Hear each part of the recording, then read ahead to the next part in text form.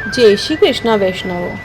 आज की वार्ता है प्रसंग है 179। आज श्री गोसाई जी को सेवक एक सेठ राजनगर को बासी जो कीड़ा भयो तीन की वार्ता को भाव है।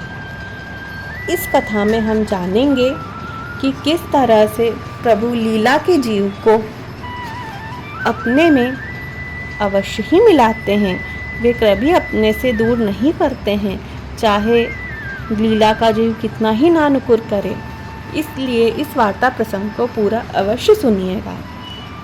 भाव प्रकाश, ये राजस भक्त हैं, लीला में ये जलचर हैं और ये श्री यमुना जी को एक समय श्री ठाकुर जी ने प्रभृति ब्रज भक्तन के संग जल विहार करती हती। तब ये आयो तो इसको देख के श्री स्वामिनी जी यानी श्री राधे जी बहुत डर पी गई। तो इसी अपराध के चलते ये भूतल पर आयो है और ये सुनंदाते प्रकट्य हो ताते इसके भाव रूप है। ये लीला में एक जलचर है और यमुना जी में रहते है। तो किस तरह से प्रभु इसे फिर से यमुना जी में मिलाएंगे, ये पूरी वार्ता प्रसंग है। वार्ता प्रसंग एक समय श्री गोसाई जी आप श्री द्वारका जी पधारे हते। सो द्वारका जी सो राजनाथ पधारे हते। तब भाईला कोठारी के घर अपनी बैठक पे विराजे। तब यहाँ सब वैष्णव दर्शन को आए। दिन में एक सेठ भी आयो हतो।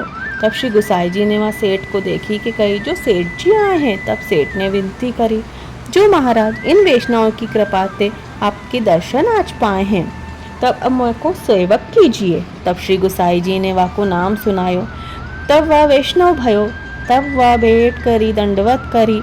तब आपने आज्ञा करी, जो सेठ अब श्री गोवर्धन नाथ जी के दर्शन करो और गोकुल चलो, ब्रज यात्रा करो, जमुना जल का पान करो।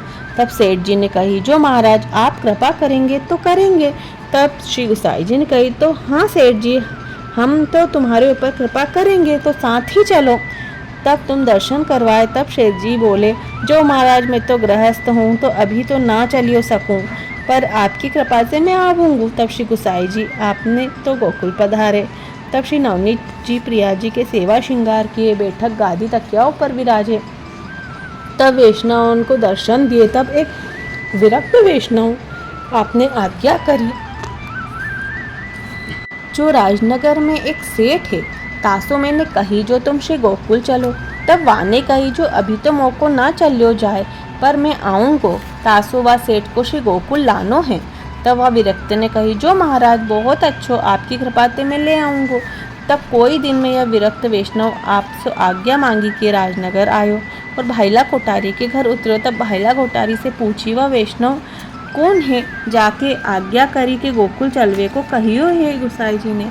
तब भाईला कोठारी ने एक वैष्णव को वह विरक्त के संग पठार्यो, तो वह सेठ के घर बतायो।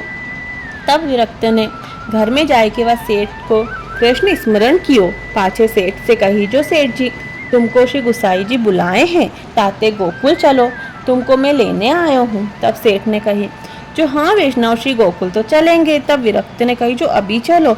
तब सेठ ने कही, अभी हमारे बेटा आवे तो चले। तब विरक्त वैष्णव ने सुनी कि द्वारिका जी दर्शन को गयो।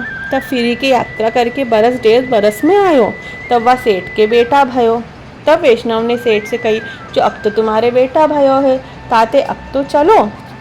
तब कही, जो हाँ श्री गोकुल चलेंगे, पर बेटा को बड़ी होवे दो, या को कारोबार देके फिर चलेंगे। तब विरक्त वैष्णव पाछे श्री गोकुल आयो।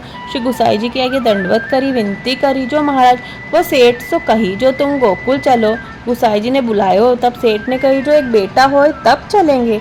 तब मैं द्वारका जी गयो, तो बरस 1.5 बरस में यात्रा करी के आयो। तब मैंने कही, जो अब चलो। तब बोलियो, बेटा बड़ो होएगो, कारोबार सौंपी के चलेंगे। तब मैं श्री गोकुल आयो, तो आपने आज्ञा करी, तो आयो तो सही, परी फेरी जाऊंगो। तब विरक्त ने कही, जो हाँ महाराज मैं जाऊंगो।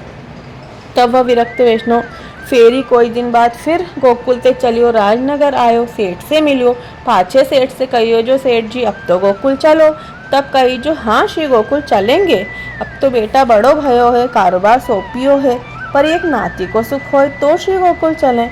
तब विरक्त वैष्णव फेरी श्री द्वारिका जी गयो और बरस दिन वहाँ रहियो।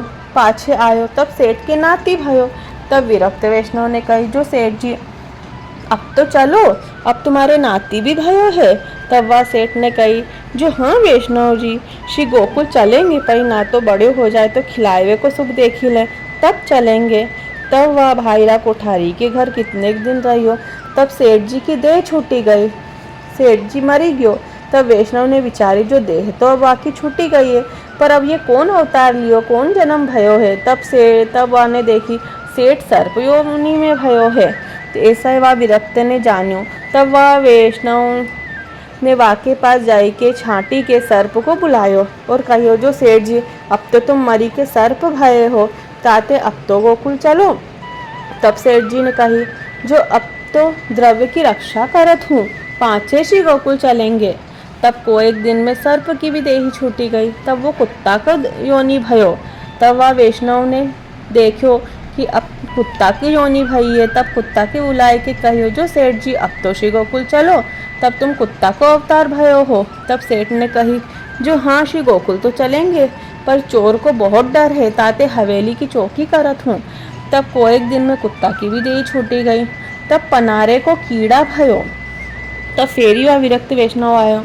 सो वाने कही, जो कुत्ता की भी देही छूटी गई, अब कौन अवतार भयो। तब देखी के जाने उन्हें कि पनारी को कीड़ो भयो है। तब वाने आय के पनारी के कीड़ा को बुलाए।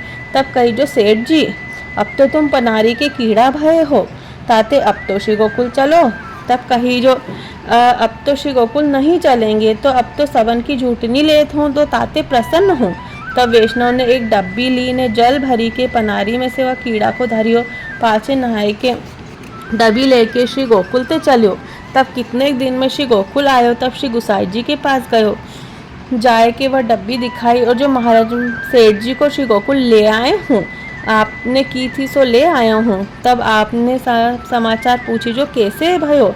तब वह वैष्णव ने कही कि महाराज, इनके नाती भयो। तब नाती के खिलवाए को सुख लेके तब या की देह छूटी गई, तो सर्प भयो, तो द्रव्य की रक्षा करी। तब मैं कहियो, तो सेठ जी श्री गोकुल चलो। तब कही, श्री गोकुल तो चलेंगे, पर अभी मैं द्रव्य की रक्षा करत हूँ। फेरी सर्प की योनि छूटी गई, कुत्तों का अवतार भयो। तब फेरी मैंने कही, तब कही कि गोकुल तो चलेंगे, पर चोरी को डर बहुत है, ताते घर की रखवाली करत हूँ। पाछे ये कीड़ा भयो, तब मैं अब इनको आपके पास ले ही आया हूँ। तब श्री गुसाई जी ने आज्ञा कही, जो अब या को श्री अम्ना जी में डारी देव। तब वह विरक्त जाए श्री अम्ना जी में डारी नहाए के चली आयो। तब वह सेठ की गति भई। भाव प्रकाश, यह वार्ता में बड़ो संदेह है। जो श्री गुसाई जी या सेठ को कहे, जो तुम श्री गोकुल चलोगे। तब सेठ ने ना कह दियो। पाछे अविरक्त ने कही, जो सेठ जी गोकुल चलोगे, तब वाकी बुद्धि फिरी नहीं, ग्रह में आसक्त रहो। तो यह विरक्त तो अलौकिक सामर्थ्यवान है, यह चाहतो तो सेठ की बुद्धि नेकी में फिरक जाती। फिर वह वैष्णव ने इतनो श्रम क्यों कियो। तब यहाँ कहा थे, जो यह सेठ के मिश करी जीव को स्वरूप जताए। जो जीव ऐसो है, वाको आप ते लौकिक आसक्ति सरलता छूटत नहीं है।